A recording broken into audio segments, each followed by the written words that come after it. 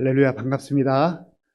오늘은 코로나19 상황으로 인해서 각 가정에서 영상으로 예배를 드리게 되었는데, 우리가 어디에 있든지 있는 처소에서 하나님 기뻐 받으시는 예배자로 서기를 바랍니다. 우리 다 함께 사랑합니다 찬양하겠습니다.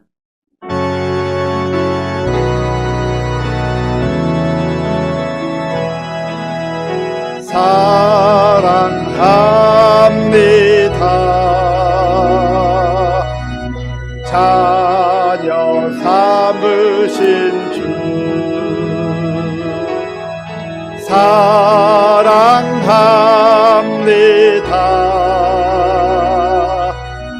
자녀 삼으신 주 내 부르짖음 들으시고 감싸 주시는 영원히 주 찬양합니다. 내 삶을 다해.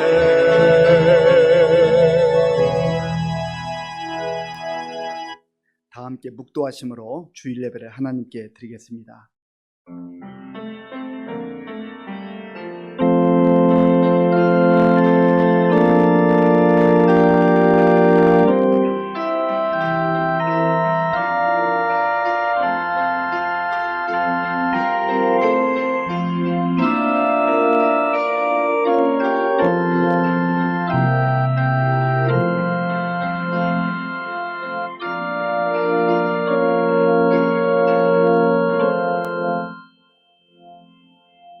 할렐루야, 내 영혼아 여호와를 찬양하라. 나의 생전에 여호와를 찬양하며 나의 평생에 내 하나님을 찬송하리로다. 하나님은 영이시니 예배하는 자가 영과 진리로 예배할지니라. 아멘. 아버지 하나님 감사합니다. 무더위 가운데서도 코로나19 상황 속에서도 저희 교회와 또 성도들을 지켜주신 것을 감사합니다. 주의 택함받은 자녀들이 오늘도 삶의 처소에서 마음과 정성을 다하여 하나님께 예배드릴 때에 우리 각자에게 친히 임재하여 주시고 하늘의 소망으로 충만케 하여 주시옵소서. 예수님의 이름으로 기도하옵나이다. 아멘.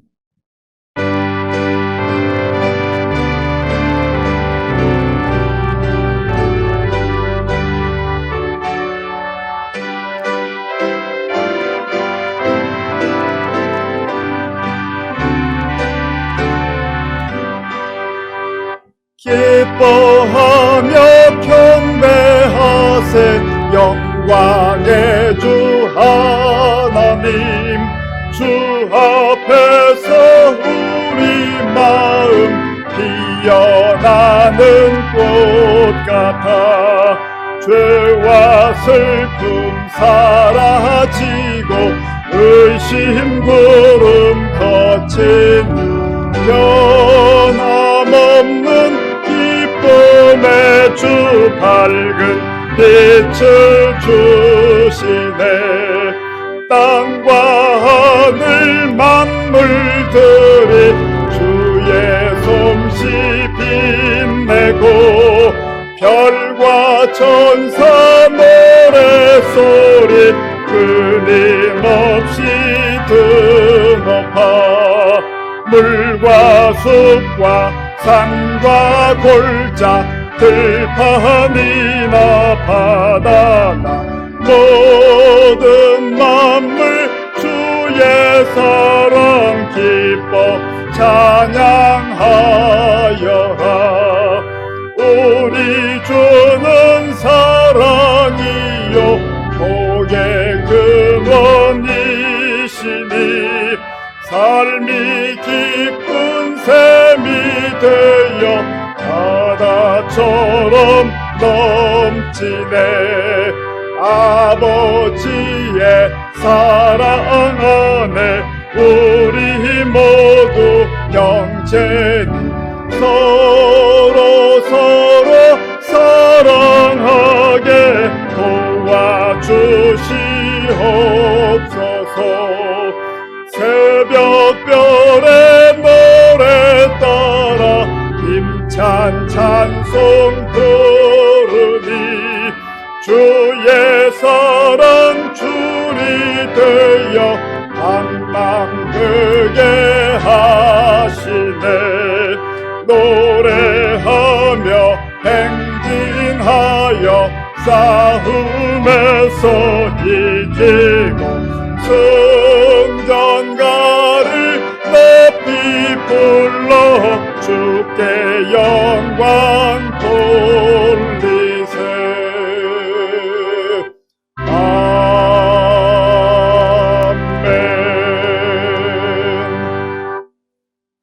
교독문 50번을 교독하겠습니다.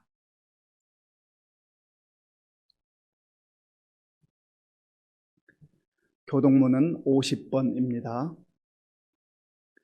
여호와께서 내 음성과 내 간구를 들으심으로 내가 그를 사랑하는도다.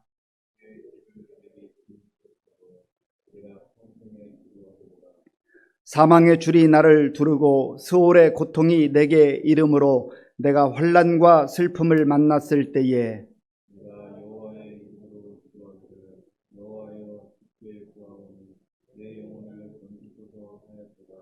여호와는 은혜로우시며 의로우시며 우리 하나님은 긍휼이 많으시도다.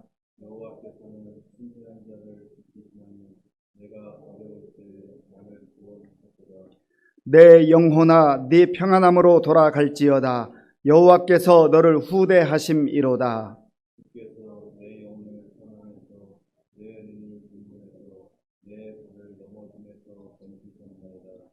내게 주신 모든 은혜를 내가 여호와께 무엇으로 보답할까?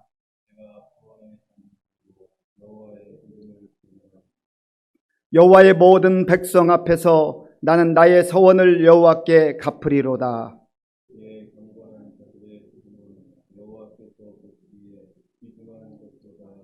아멘. 이 시간 지난 한 주간을 돌아보며 나 자신과 하나님만이 아는 죄를 참여하는 기도를 드리겠습니다.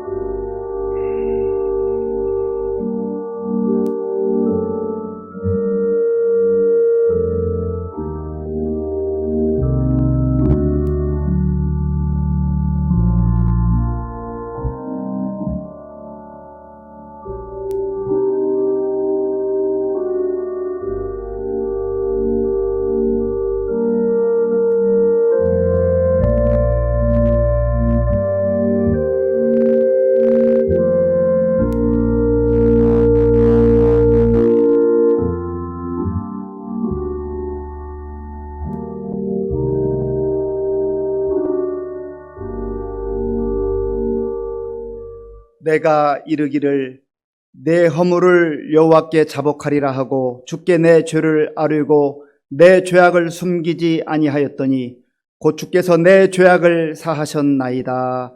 아멘. 나는 전능하신 아버지 하나님 천지의 창조주를 믿습니다. 나는 그의 유일하신 아들 우리 주 예수 그리스도를 믿습니다. 그는 성령으로 잉태되어 동정녀 마리아에게서 나시고 본디오 빌라도에게 고난을 받아 십자가에 못 박혀 죽으시고 장사된 지 사흘 만에 죽은 자 가운데서 다시 살아나셨으며 하늘에 오르시어 전능하신 아버지 하나님 우편에 앉아 계시다가 거기로부터 살아있는 자와 죽은 자를 심판하러 오십니다. 나는 성령을 믿으며 거룩한 공교회와 성도의 교제와 죄를 용서받는 것과 몸의 부활과 영생을 믿습니다.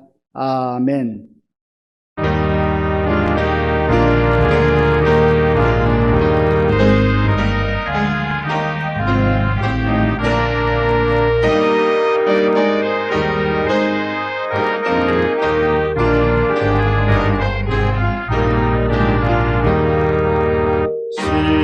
시온성과 같은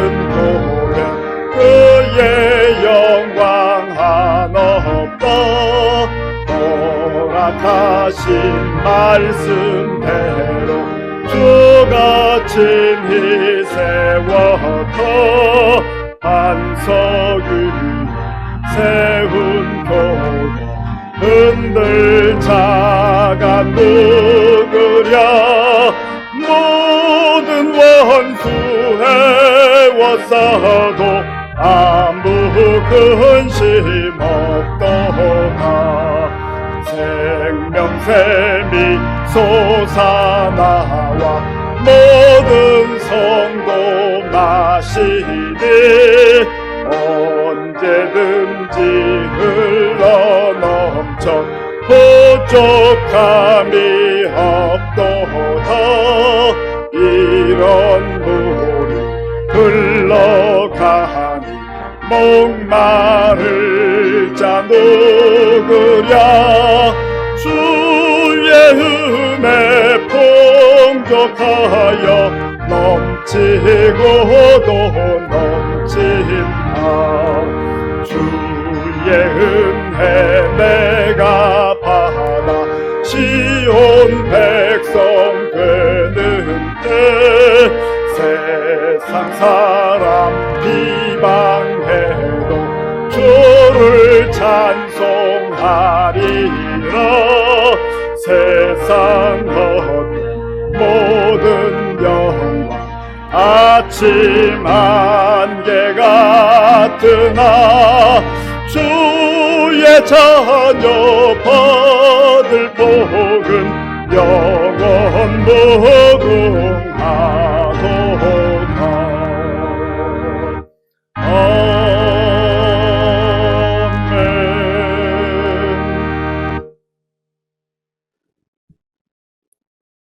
거룩하신 아버지 하나님, 주님의 은혜를 감사드립니다.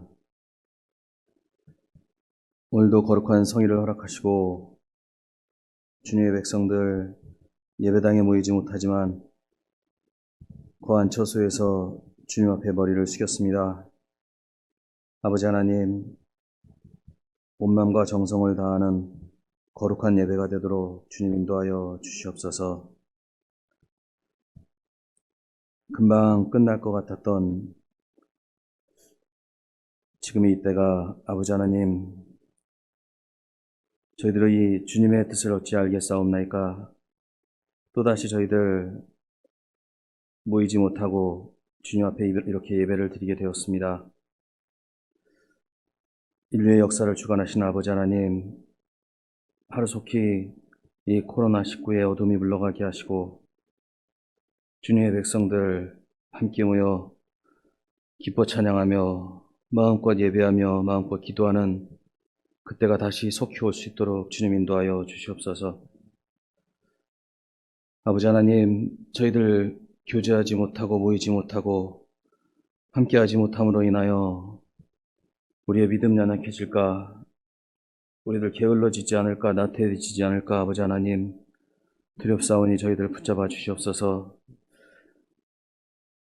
세상은 우는 사자와 같이 삼킬 자를 찾고 있습니다. 아버지 하나님, 밀려오는 어둠 가운데서도 저희들 세상 쾌락 쫓지 말게 하시고 세상이 주는 즐거움 쫓지 말게 하시옵소서. 세상의 돈, 명예, 세상의 권세 쫓지 말게 하시고 힘들고 어려워도 우리 구주 예수 그리스도 주님만 따라가는 주님의 자녀들 될 수 있도록 아버지 하나님 인도하여 주시옵소서. 아버지 하나님, 최선녀 권사님께서 주님의 부름을 받으셨습니다.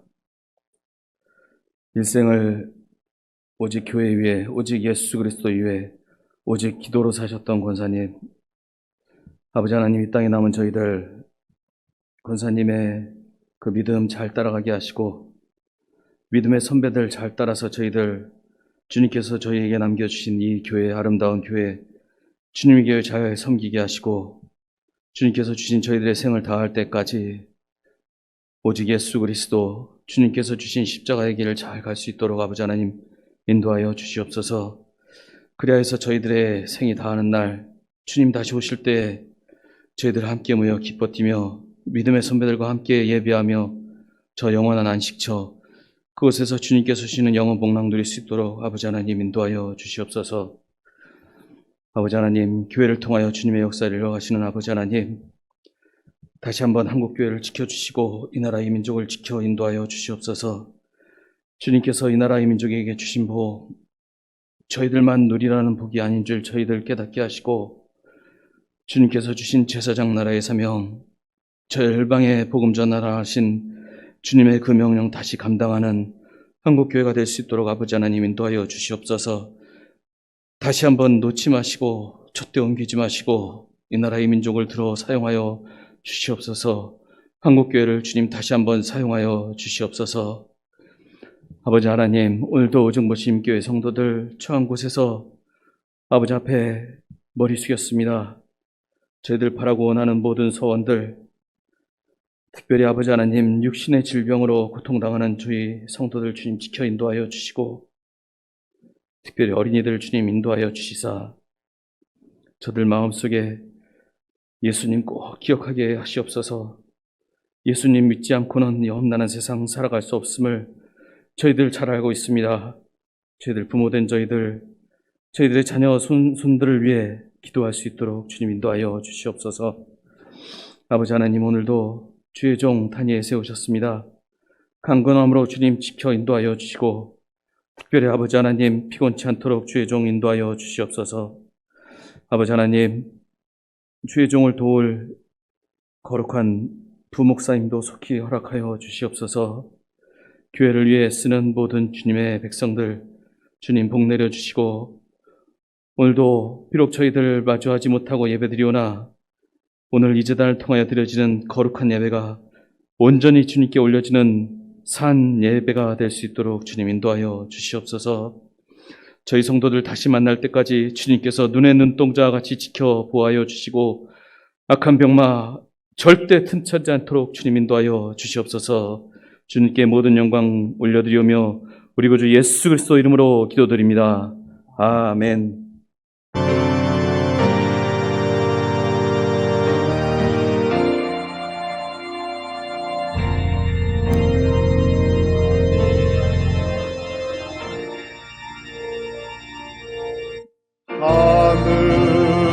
하늘에 계신 아버지, 이름 거룩하사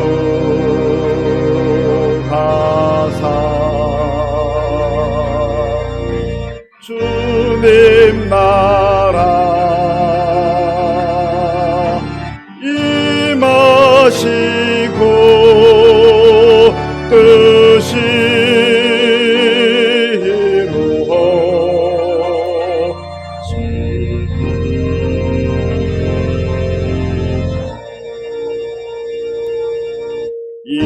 일용할 양식 주시고 우리들의 큰 죄 다 용서하옵시고 거시험에 들게 마시고 악에서 구원하소서.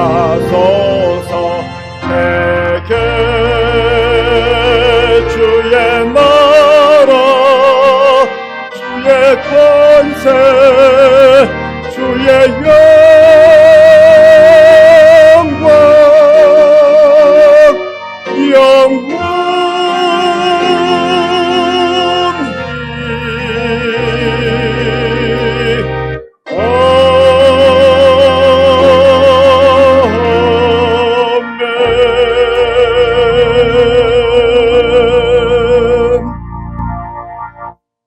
하나님께서 오늘 우리에게 주시는 말씀은 고린도전서 16장 13절에서 18절까지의 말씀입니다.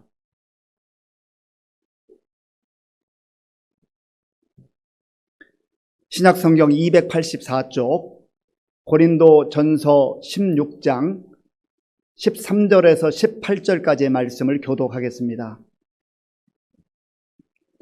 깨어 믿음에 굳게 서서 남자답게 강건하라.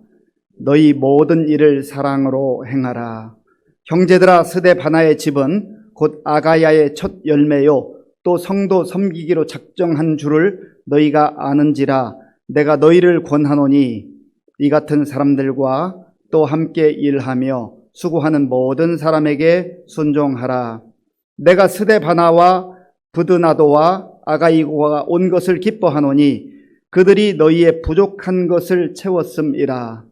그들이 나와 너희 마음을 시원하게 하였으니 그러므로 너희는 이런 사람들을 알아주라.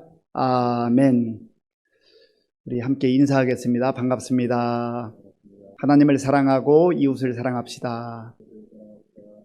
한 번 더 인사할 때는요, 모든 것이 주의 은혜입니다. 그렇습니다. 모든 것이 주의 은혜입니다.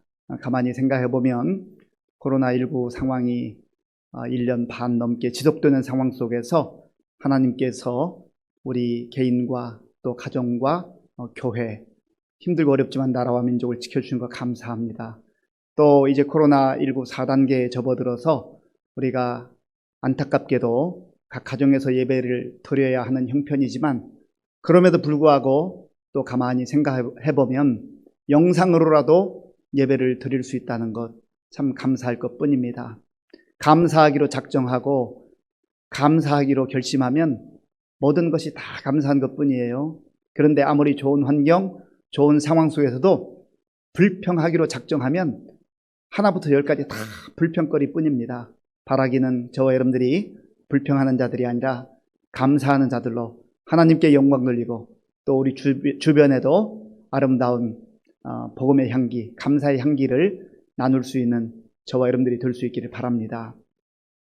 뉴스를 들어보면 지금 서유럽에서는 아주 엄청난 폭우로 인해서 독일, 벨기에 이런 국가들에서 지금 150명 이상의 사상자가 발생을 했습니다. 참 안타까운 일입니다. 그리고 캐나다 서부에서도 참 많은 그 자연 재앙이 찾아와서 50도에 육박하는 이러한 폭염이 계속되는 가운데 720명 이상의 생명을 앗아가는 안타까운 일이 벌어졌습니다. 우리나라도 예외는 아니어서 지난 주간에도 참 날씨가 많이 무더웠지만 이번 주간에는 수요일부터는 36도 이상 올라가는 더 심한 폭염이 온다고 합니다.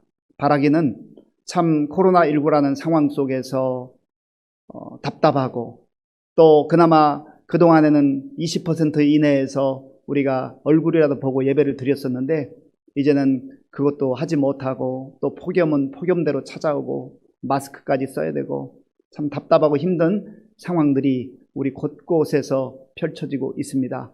그럼에도 불구하고 이러한 힘도 하나님께서 베풀어 주시는 그 은혜, 하늘문을 여시고 이 답답함 속에 정말 장맛비와 같은 그러한 은혜의 폭포수가 임하여서 주가 주신 힘으로, 주가 주신 능력으로 이 힘겹고 어려운 상황들, 답답한 상황들을 능히 이겨낼 수 있는 우리 모두가 될 수 있기를 간절히 바랍니다. 사도 바울이 사역을 하고 사도 바울이 살았던 그 시대에도 참 힘들고 답답한 일이 많이 있었습니다. 그럼에도 불구하고 바울은 늘 하나님과의 관계성 속에서 하나님께서 주시는 은혜로 살았던 사람입니다. 그리고 바울은 자기 자신이 복음을 전하였던 그 고린도 교회, 그리고 고린도 교회 성도들을 아끼고 사랑하는 마음으로 편지를 쓰고 있습니다. 오늘 본문 13절에 보면 바울은 고린도 교회 성도들을 향하여서 이렇게 말합니다. 13절을 제가 읽어보겠습니다. 깨어 믿음에 굳게 서서 남자답게 강건하라. 먼저 바울은 힘들고 어려운 상황 속에 살아가는 고린도 교회 성도들을 향하여서 깨어 있으라 말합니다. 영적으로 깨어 있으라는 것이죠. 여기서 영적으로 깨어 있으라고 하는 것은 영의 그 눈을 가지고, 믿음의 눈을 가지고 세상의 흐름을 보라는 거예요. 시대를 보라는 겁니다. 시대를 분별하라는 것이죠. 영적으로 잠들어 있고 영적으로 그저 졸린 상태에서 비몽사몽간에 지내지 말고 정말 지금 우리 눈앞에 펼쳐지고 있는, 성도들의 눈앞에 펼쳐지고 있는 세상의 일들을 보라고 하는 거예요. 깨어있는 자가 시대를 볼 수가 있습니다. 영적으로 깨어있을 뿐만 아니라 영적으로 믿음의 시선이 열린 그 사람이 시대의 흐름을 볼 수가 있는 것이죠. 그래서 예수님께서도 마태복음 24장을 통하여서 말씀하셨습니다. 말세지말의 현상들을 말씀하시면서 곳곳에서 자연재해가 일어날 것이며 또 영적으로 악한 시대가 되어서 적 그리스도들이 나타나고 시대가 혼란해질 거라고 말씀하셨습니다. 상황이 좋으면 좋은 대로 신앙생활하기가 어렵고요. 또 너무 힘들고 어려운 상황에 빠져도 신앙생활하기가 어렵습니다. 그래서 우리가 이 땅을 살아가는 동안 어찌 보면 정말 신앙생활하기에 최적합한 그런 환경이라는 것은 뭐 있다고 말할 수가 없어요. 어떠한 환경에서도 때로는 좋을 때도 있고 어려울 때도 있지만 그 상황 속에서 영적으로 깨어 있으면서 하나님과의 교제 속에서 시대를 분별하고 그렇게 살아가는 그 삶이 중요하다는 것이죠. 바울은 또한 영적으로 깨어 있으라고 말할 뿐만 아니라 믿음에 굳게 서라고 말씀합니다. 믿음에 굳게 서서. 우리가 믿음으로 살아가는 것이 참 중요합니다. 믿음으로 굳게 서라고 했는데 여기서 굳게 서다라고 하는 단어는 스테케티라고 하는 단어입니다. 스테케티는 흔들림이 없는 상태를 말해요. 흔들림이 없는 상태, 그리고 의심이 없는 상태, 분명하고 확실한 상태를 말합니다. 그러니까 믿음을 가지고 시대를 분별하면서 살아가되 이것인지 저것인지 그저 흐리멍텅한 무분별한 가운데서 믿는 것도 아니고 믿지 않는 것도 아니고 어정쩡하게 그렇게 살아서는 안 된다는 거예요. 우리가 믿는 믿음의 내용은 분명한 것입니다. 내가 믿는 그 믿음의 내용이 무엇인가? 바울이 고린도전서 바로 이 앞에 15장에서는 예수님의 부활 사건에 대해서 아주 강하게 선포하고 있습니다. 예수님이 부활의 첫 열매가 되셨고 죽음의 권세를 이기셨고 또 그 부활을 믿는 자들에게 하나님의 자녀들에게 약속으로 주셨다고 하는 것이죠. 우리가 이 땅을 살아가면서 믿는 믿음의 내용은 바로 우리를 죄에서 구속하신 십자가의 그 구속의 은총과 더불어서 부활을 믿는 거예요. 예수님의 죽음과 부활을 전체적으로 믿는 거예요. 우리가 예수님의 십자가의 죽음은 많이 강조합니다만은 그러나 부활의 신앙을 조금 소홀히 하거나 혹은 강조하지 못할 때가 있어요. 신앙에는 균형이 필요한데 십자가의 놀라운 구속의 은총뿐만 아니라 죽음의 권세를 깨뜨리시고 부활하신 부활의 영광, 그 예수님의 부활의 영광이 또한 우리에게 약속으로 주어진 나의 부활이요 우리의 부활이라고 하는 것을 믿고 사는 게 중요하다는, 그것이 바로 믿음에 굳게 서는 일입니다. 이 믿음에 굳게 서야만 우리가 역경이 와도 환란이 와도 바람이 불어도 흔들리지 않는다는 거예요. 이 믿음에서 떠나 있으면, 이 믿음이 희미하면은 시련이 올 때, 역경이 올 때 금방 흔들리거나 무너지고 만다는 것이죠. 그래서 저와 여러분들이 오늘 또 이 예배를 통하여서 나의 믿음의 근거는 무엇인가? 내가 믿음에 정말로 굳게 서 있는가? 내 생명을 주고라도 그 믿음을 저버리지 않을 만큼 나는 그러한 믿음의 사람으로 살아가고 있는가? 라고 하는 것을 확인해 볼 필요가 있습니다.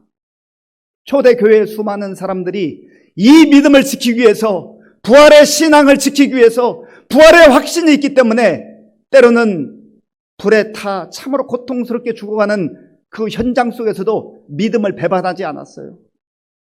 사자밥이 되어서 정말 너무나 고통 가운데 찢겨 죽어가면서도 그들은 이 십자가의 은혜뿐만 아니라 부활의 그 소망과 영광을 마음에 간직했기 때문에 믿음을 저버리지 않았습니다.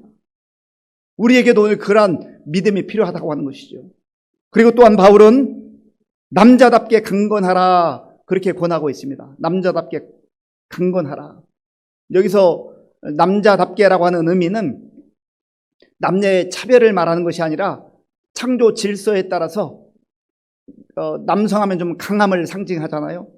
강한 자가 사실은 세상에서는요, 하나님의 그 창조 질서를 잘 모르면 그저 군림하고 부리고 하는 그런 일에 그 강함을 사용하는데, 강함은 원래는 연약한 자를 돌보고 울타리가 되어주고 보호해 주어야 하는 것이죠.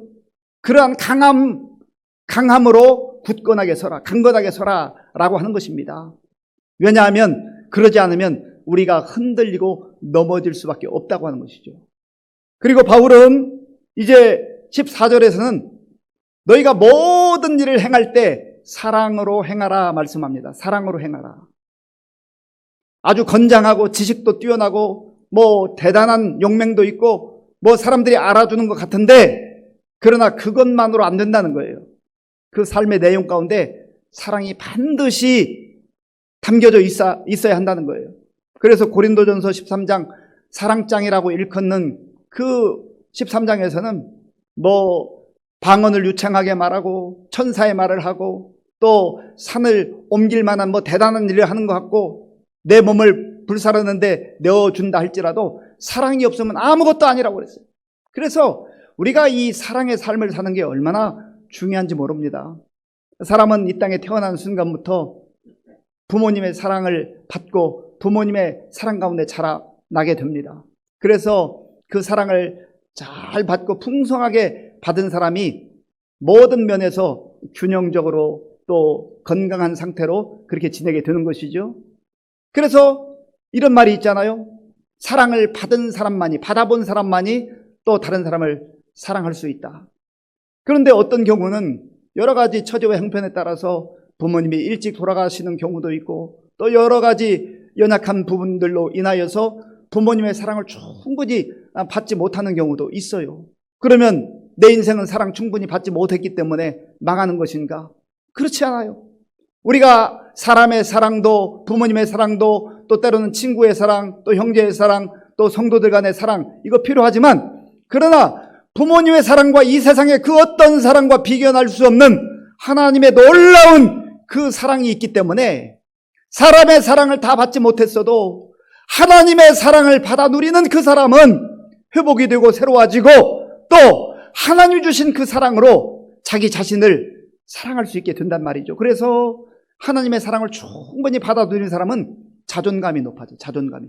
내가 존귀한 인생이라고 하는 것을 깨닫게 되는 것이죠. 그리고 그 받은 사랑이 있기 때문에 이제는 내가 다른 사람을 향하여서 나의 가족과 형제와 또 성도들과 이웃을 향하여서 또 학교에 가든지 직장에 가든지 어디 가든지 사랑을 베푸는 그런 사랑의 통로로, 은혜의 통로로, 축복의 통로로 그렇게 쓰임받을 수가 있게 된다고 하는 겁니다.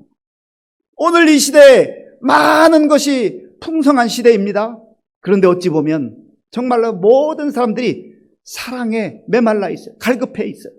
그래서 저와 여러분들이 정말로 오늘 사도 바울이 고린도 교회 성도를 향해서 권면하는 것처럼 우리가 주께로부터 받은 사랑, 또 성도들 간의 사랑, 또 우리 주변에 있는 사람들과의 관계에서 오는 사랑뿐만 아니라 그것보다 더 원천적인 사랑, 하나님의 사랑을 충만하게 받아 누림으로 말미암아 여러분의 인생도 풍성해질 뿐만 아니라 또 여러분들이 우리 주변 사람들에게 사랑을 나눌 수 있는 그러한 사랑의 통로로 쓰임받을 수 있기를 간절히 바랍니다.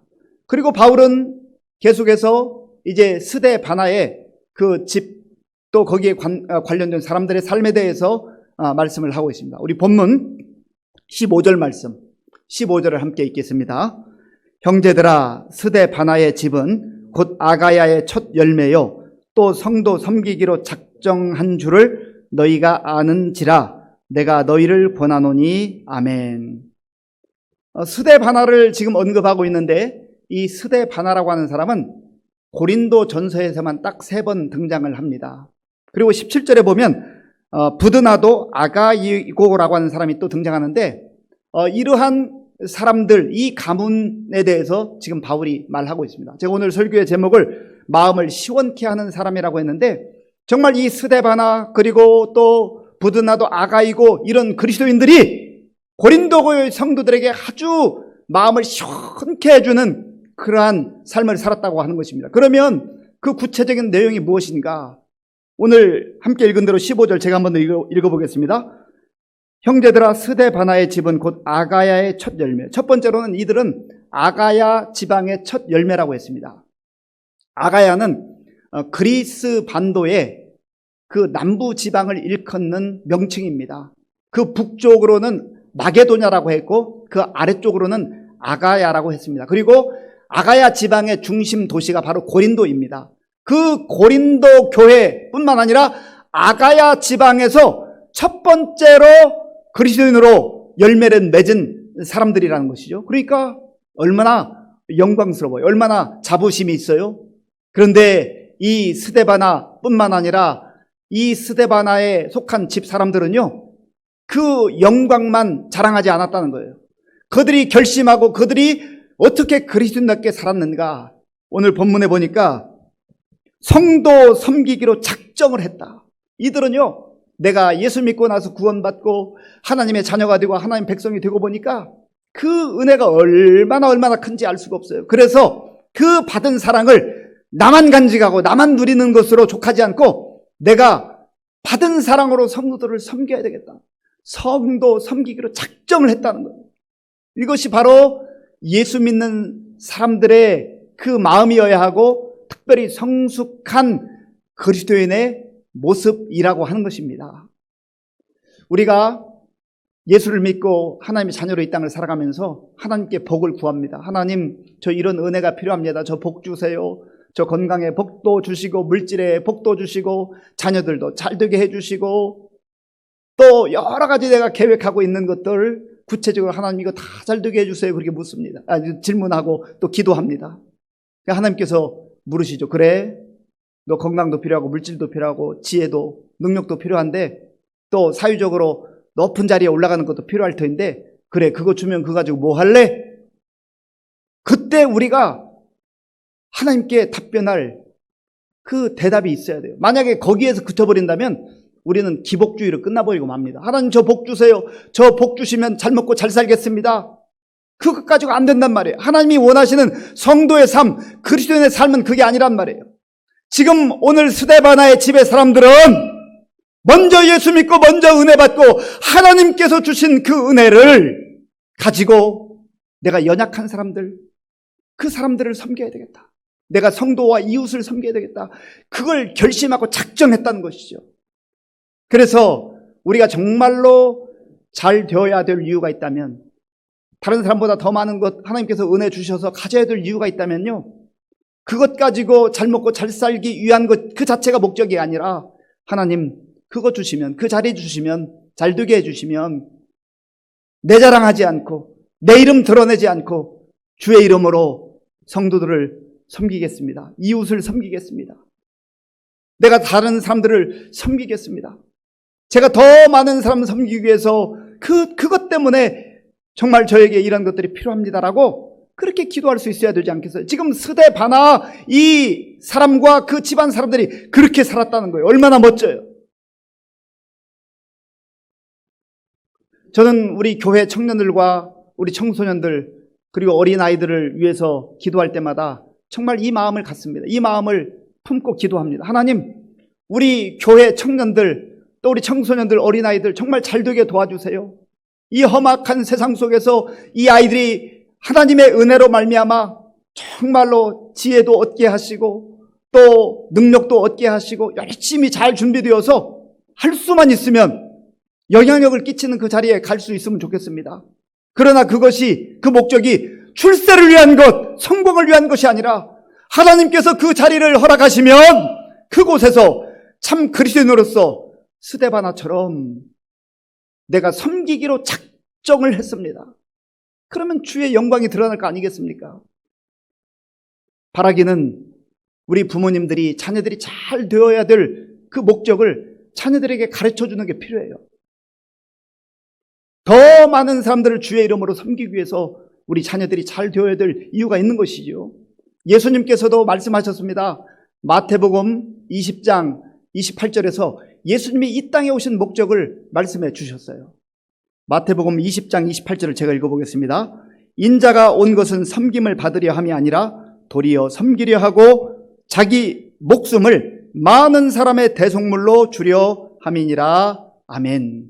만왕의 왕이신 우리의 구주 예수님이 영광을 받으시고 섬김을 받으시기에 합당하신 분 아니십니까?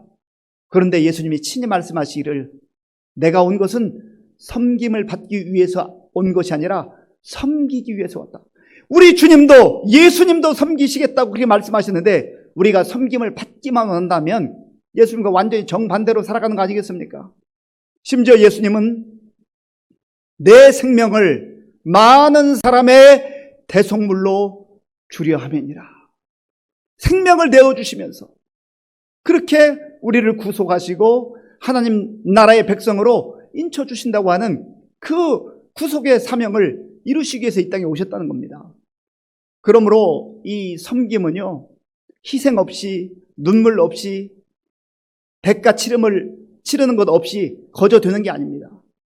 우리 교회에도 많은 중직자들이 있습니다. 특별히 또 이번에 2021년도에 항존직으로 피택받은 분들, 정말 주께서 왜 이런 자리를, 이 직분을 허락하셨을까? 내가 가지고 있는, 비록 부족하고 연약하지만 내가 가지고 있는 것으로 교회를 섬기고 성도들을 섬기고 또 이웃을 섬기고 주의 이름을 드러내는 것, 그것이 주께서 우리에게 그 직분을 허락하신 목적인 줄로 믿습니다. 그래서 우리도 스데바나와 같이 섬기기로 작정할 수 있는 그러한 멋진 그리스도인들이 될 수 있기를 바랍니다. 또한 이 스데바나에 대해서 사도 바울이 말하고 있는데요. 본문 17절 말씀, 17절을 함께 읽겠습니다. 내가 스데바나와 부드나도와 아가이고가 온 것을 기뻐하노니 그들이 너희의 부족한 것을 채웠음이라. 아멘. 지금 바울은 스데바나, 부드나도, 아가이고를 언급하면서 정말 이들이 나의 큰 기쁨이 되었다 말하고 있습니다. 여기 부드나도와 아가이고는 이 당시에 그 이름의 형태로 봤을 때는 노예였던 것으로 추정이 됩니다. 아마도 성경학자들은 이들이 스데바나 집안에 소속된 노예였을 것이다. 많은 성경학자들이 그렇게 추정하고요. 또 일부 성경학자들은 고린도전서 1장에 나오는 글로의 집안에 있었던 노예였을 것이다. 그렇게 추정을 합니다. 뭐 어느 것이 맞는지 확실하진 않지만 분명한 것은 이들이 주인과 노예가 그 신분 차이가 있는 그 시대 속에서 예수 그리스도 안에서 서로 같은 영적 가족이 되었고 서로 협력자가 되었고 함께 하나님의 나라를 위해서 일하는 그런 일꾼들로 쓰임 받았다는 거예요. 그리고 무엇보다도 놀라운 것은 이들이 어찌 보면 대단한 사람들이라고 볼 수 없지만 그러나 사도 바울에게 있어서 큰 기쁨이 된 그런 존재였다는 것이죠. 저는 이 말씀을 묵상하면서 저 자신에 대해서 한번 돌아봤습니다. 나는 내 주변 사람들에게 기쁨을 주는 존재일까? 나라고 하는 존재가 내 가족들에게, 우리 성도들에게, 또 친구들에게, 이웃에게 나는 어떤 존재일까? 내가 나타나면 기뻐하고 즐거워하고 위로를 받는 그런 존재인가? 아니면 내가 나타나면 막 웃고 있다가 웃음이 사라지고 침묵하게 되고 그런 존재인가? 그런 비참하잖아요. 이 스데바나, 부드나도, 아가이고는 어찌 보면 그 시대를 살았던 평범한 사람들이지만 그러나 예수 그리스도 안에서 그들에게 주신 그 기쁨을 다른 사람에게 흘려보내는 그런 놀라운 영광스러운 삶을 살았다고 하는 겁니다. 바라기는 저와 여러분들이 정말로 예수를 잘 믿는다고 하는 것, 하나님의 자녀로 이 시대를 살아간다고 하는 것 무엇을 말합니까? 힘들고 어려운 이 시대에 하나님이 주시는 그 기쁨을 내 마음에 간직할 뿐만 아니라 내가 또한 기쁨의 통로가 되어서 내 주변 사람들에게 기쁨을 안겨줄 수 있는 그러한 존재가 될 때 나의 삶도 의미가 있고 정말 영광스럽고 또 많은 사람들에게 아름다운 영향력을 끼치지 않겠습니까? 바라기는 우리 모든 성도님들, 다른 사람들에게 고통을 주는 존재가 아니라 기쁨을 주는 그러한 영광스러운 하나님의 자녀들로 살아갈 수 있기를 바랍니다. 또한 이 스데바나, 부드나도, 아가이고는요, 고린도 교회 성도들과 고린도 교회가 부족했던 것들을 메워주고 보충했던 삶을 살았다고 바울은 말합니다. 17절 제가 한번 더 읽겠습니다. 내가 스데바나와 부드나도와 아가이고가 온 것을 기뻐하노니 그들이 너희의 부족한 것을 채웠음이라. 아멘. 부족한 것을 채웠습니다. 사람이 다 부족하죠. 완벽한 사람, 완전한 사람이 어디 있습니까? 장점도 있고 약점도 있잖아요. 교회도 마찬가지예요. 교회가 아무리 은혜롭고 사랑이 넘친다 해도 다 깊이 들여다보면 부족하고 연약한 점이 있습니다. 그런데 이 스데바나 부드나도 아가이고는 그러한 것이 보일 때마다 그게 교회 공동체였던 성도들 개인의 삶이었던 그 부족한 것이 보일 때마다 그것을 지적하고 비난하고 판단하고 정죄하지 않고 그것을 묵묵히 채워주는 삶을 살았다는 거예요. 참 멋있잖아요. 그래서 하나님께서 우리의 눈에 부족한 것이 보이게 하거든 그걸로 나 잘난 체 하지 말고 다른 사람 부족한 것, 연약한 것 지적하지 말고 하나님이 왜 이걸 보게 하실까? 나보고 스데바나처럼 그리고 부드나도처럼 아가이고처럼 그거 채워주라고 그거 보충해주라고 그래서 저거 보게 하시는구나. 내가 지금 당장 보충하기 어려우면 하나님 저분 참 연약한데 내가 좀 오늘부터 작정하고 기도해야 되겠습니다. 기도로 후원하고 기도로 그렇게 섬길 수 있는 그러한 사람으로 살려고 그 부족한 거 보여주시는 거 아니겠습니까? 그래서 예수님을 믿는다는 것은요 우리의 생각과 시선이 바뀌는 걸 말해요. 어제까지는 내가 성경도 많이 알고 똑똑하고 또 세상에서 공부도 많이 하고 다 우월해요. 그러니까 내가 똑똑한 줄 알았어요. 다른 사람 다 부족하게 보여요.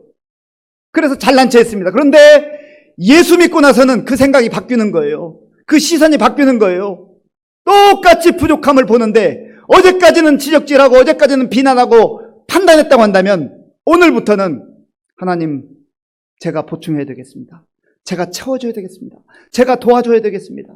제가 기도해야 되겠습니다. 그렇게 사는 것이 참된 그리스도인의 삶이요 성숙한 그리스도인의 삶이라고 하는 것입니다. 우리 모두가 이러한 삶을 살아갈 수 있기를 간절히 바랍니다. 마지막으로 바울은 18절에서 지금 이 스데바나와 부드나도 아가이우가 어떤 삶을 살았는지를 말씀합니다. 우리 18절을 함께 읽겠습니다. 그들이 나와 너희 마음을 시원하게 하였으니 그러므로 너희는 이런 사람들을 알아주라. 아멘. 그들이 나와 너희 마음을 시원하게 하였다. 얼마나 답답하고 얼마나 괴롭고 얼마나 힘든 가운데 살아가는 상태에 있는 그 바울과 성도들에게 이 스데바나 부드나도 아가이고는 마치 무더운 여름날에 얼음 냉수와 같은 그런 존재가 됐다는 것이죠. 그러면 이 스데바나 부드나도 아가이고는 어려움이 없었겠습니까? 이들에게는 역경이 없었겠어요?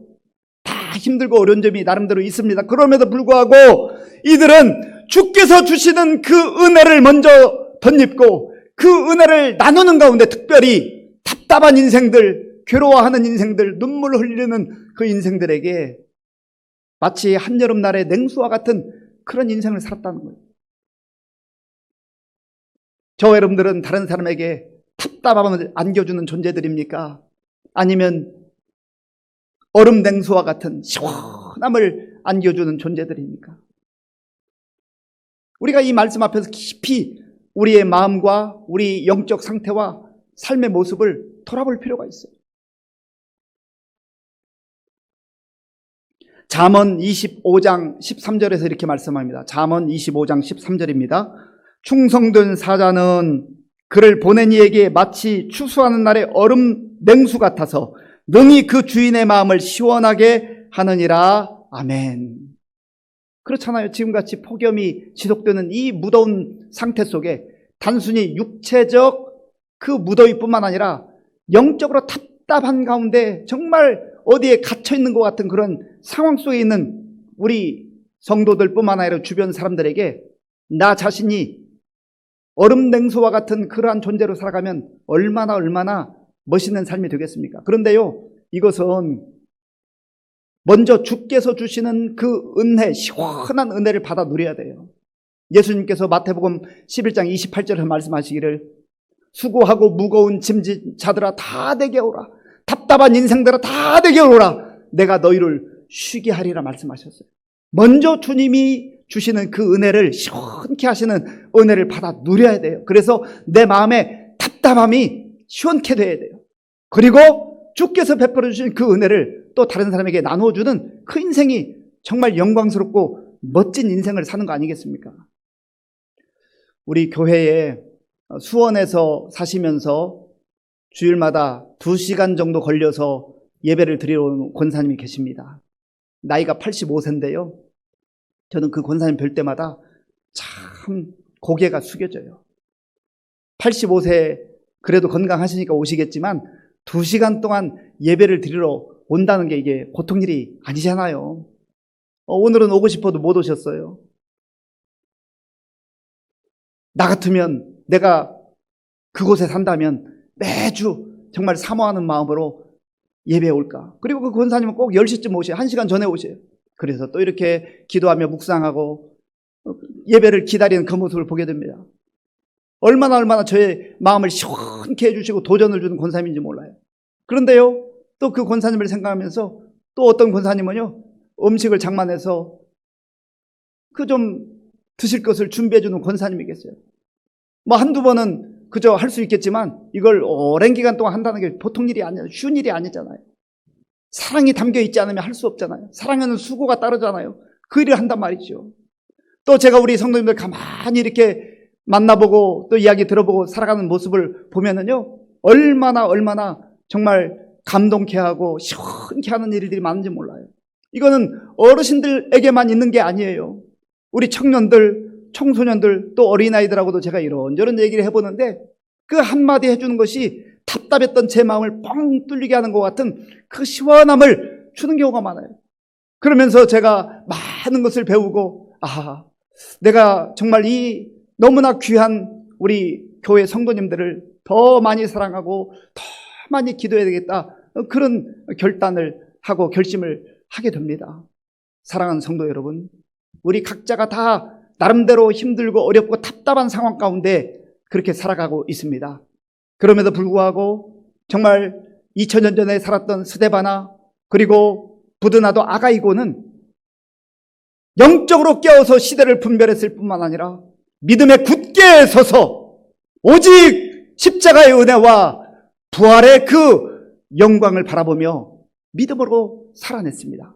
자기 자신들만 그렇게 살 뿐만 아니라 또 연약한 성도들을 붙들어주고 연약한 성도들의 부족한 모습이 보일 때마다 그것을 위해서 보충하는 인생을 살았습니다. 무엇보다도 주께서 주시는 그 놀라운 시원케 하는 은혜를 받아 누릴 뿐만 아니라 그 은혜를 다른 사람들에게 공급하고 나누어 줌으로 다른 사람의 마음을 시원케 하는 그런 멋진 인생을 살았습니다. 이 인생이 바로 저와 여러분들이 살아야 될 그런 인생이지 않습니까? 오늘 이 말씀을 마음에 깊이 새기면서 무더위 가운데 우리가 영적으로 다시금 무장하고 영적으로 깨어서 주께서 베풀어 주시는 큰 은혜를 받아 누림으로 우리도 시원케 되는 인생을 살 뿐만 아니라 우리 가까이 있는 사람들에게, 우리 주변 사람들에게 시원한 복음의 은혜를 나누며 살아갈 수 있는 저와 여러분들이 될 수 있기를 간절히 바랍니다. 기도하겠습니다. 아버지 하나님, 감사합니다. 힘들고 어려운 때를 살아가고 있습니다. 많은 사람들이 답답해하며 좌절과 절망 가운데 있는데 하나님, 바울에게 주신 은혜, 스데바나와 부드나도 아가이고에게 주셨던 그 시원케 하는 은혜를 우리도 받아 누리게 하시고 또 은혜의 통로가 되는 삶을 살아가게 하여 주시옵소서. 예수님의 이름으로 기도하옵나이다. 아멘.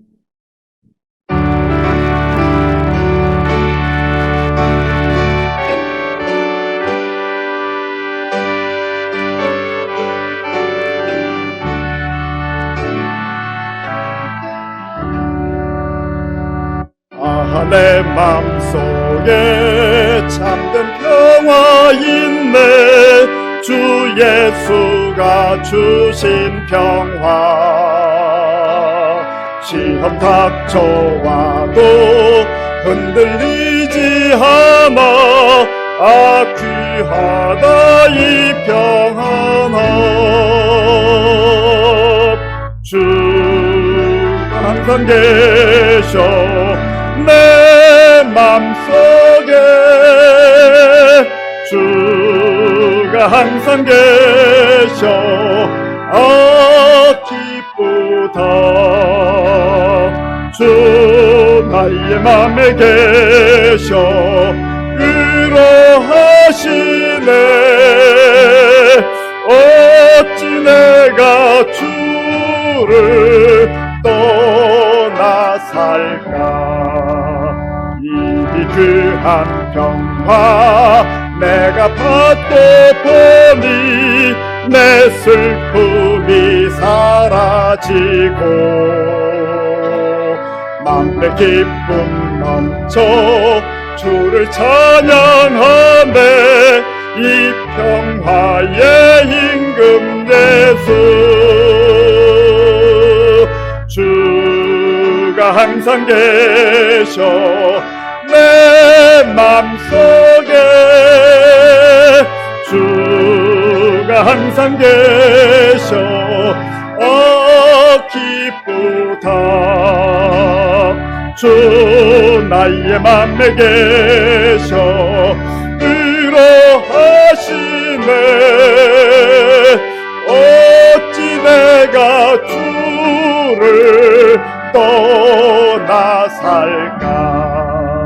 주 날개 아래 내가 사는 동안 이 보배를 빛내리라. 기쁜 그날이와 주를 만나 뵐 때 그때는 영원하리. 주가 항상 계셔 내 맘속에. 주가 항상 계셔 기쁘다. 주 나의 맘에 계셔 위로하시네. 어찌 내가 주를 떠나 살까.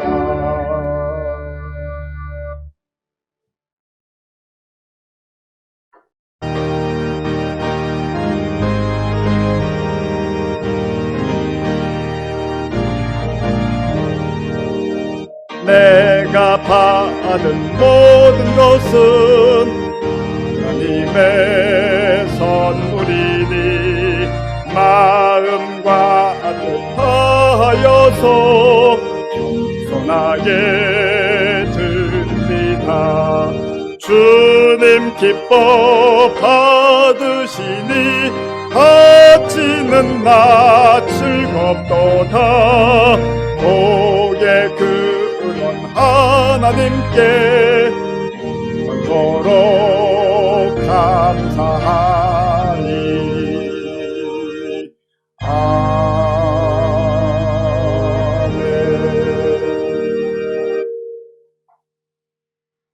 아버지 하나님 감사합니다.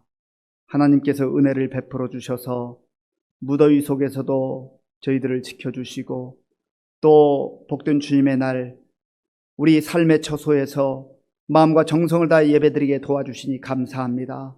하나님, 여러 가지 상황으로 인해서 답답하고 또 불안하고 힘든 상황 속에 있지만 주께서 베풀어 주시는 시원케 하는 은혜를 받아 누리며 또 우리가 세상 사람들에게 그 은혜를 나누는 축복의 통로가 될 수 있도록 인도하여 주시옵소서. 하나님께서 베풀어 주신 모든 은혜 가운데 구별하여서 주일헌금과 11조와 감사헌금을 우리의 마음과 정성을 다하여서 드리오니 기쁘게 받아주시고 이 물질이 쓰이는 곳마다 주의 영광이 나타나게 하시고 예수님의 생명의 복음이 전파되게 하여 주시옵소서. 아버지 하나님, 영적으로 무력 가운데 있는 우리 성도님들 말씀 듣고 다시금 믿음에 굳건하게 서게 하시고 담대하게 일어나게 하여 주시옵소서. 아버지 하나님, 병원에 입원 중에 있는 우리 이동우 집사님 기억하시고 또 아버지 하나님, 암이 재발하여서 항암 치료를 시작한 우리 이유경 성도님을 긍휼히 여겨 주시옵소서. 우리 한수민 청년, 이제 이번 주간에 또 무릎 인대 수술이 있사오니 수술이 잘 될 수 있도록 인도하여 주시옵소서. 아버지 하나님, 또 우리 개인의 모든 삶의 형편과 또 우리 자녀들과 가정을 위하여서 하나님 앞에 간절한 마음으로 기도하는 우리 성도들의 그 기도를 들어주시고 하나님의 때에 좋은 것으로 하나님 응답하여 주시옵소서. 이 무더운 날 군대에 나아가 나라와 민족을 위해 지키는 우리 청년들을 기억하시고 저들 건강하게 도와주시고 있는 곳에서 또 믿음 생활 잘할 수 있도록 역사하여 주옵소서. 예수님의 이름으로 축복하면서 기도하옵나이다. 아멘.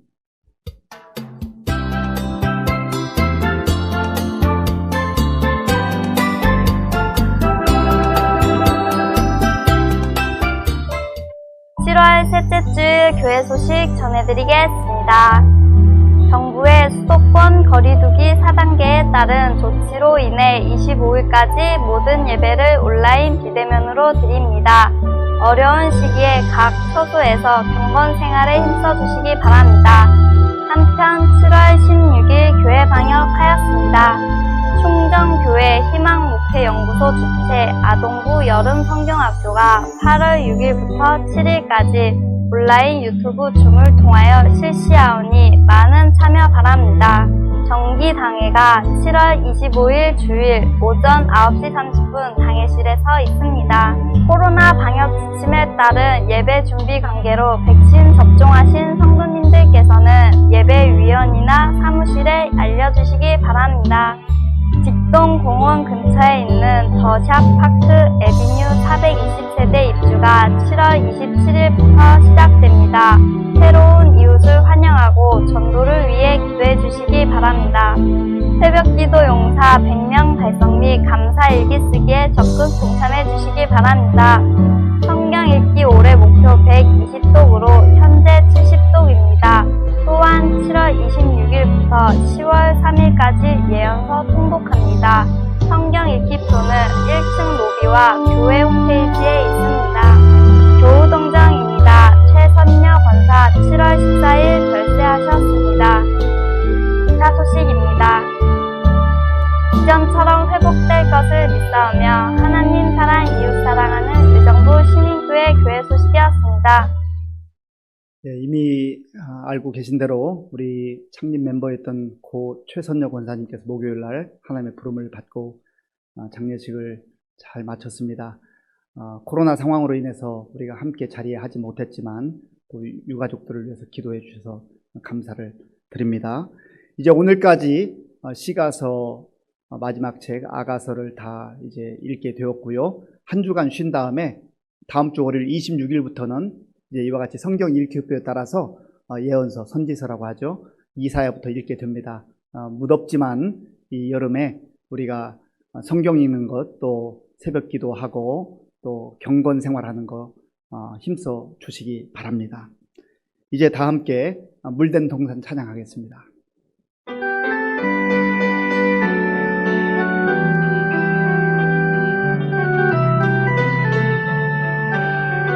주님 너를 항상 인도하시리. 주님 너를 항상 인도하시리. 메마른 땅에서도 너를 만족시키리. 너는 물된 동산 같겠고 마르지 않는 샘 같으리. 너는 물된 동산 같겠고 마르지 않는 샘 같으리. 주님 너를 항상 인도하시리. 메마른 땅에서도 너를 만족시키리. 너는 물된 동산 같겠고 마르지 않는 샘 같으리. 너는 물된 동산 같겠고 마르지 않는 샘 같으리.